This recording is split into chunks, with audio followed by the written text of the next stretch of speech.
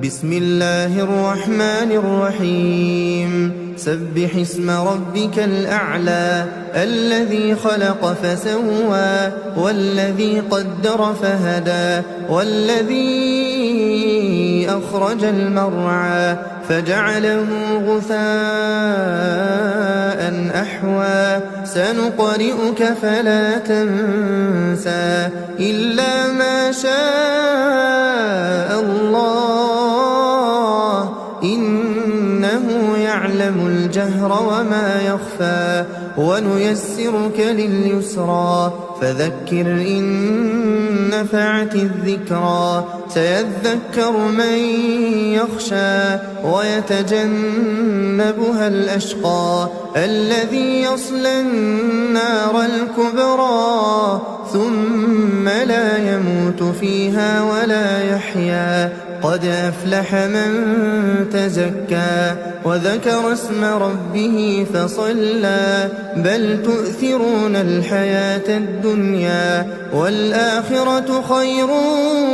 وأبقى إن هذا لفي الصحف الأولى صحف إبراهيم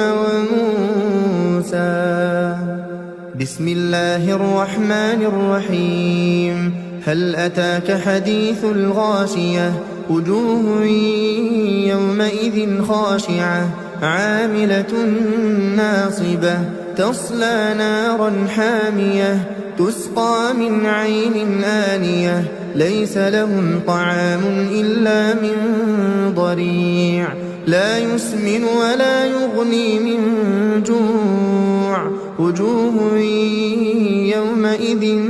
ناعمة لسعيها راضية في جنة عالية لا تسمع فيها لاغية فيها عين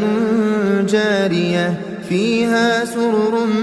مرفوعة وأكواب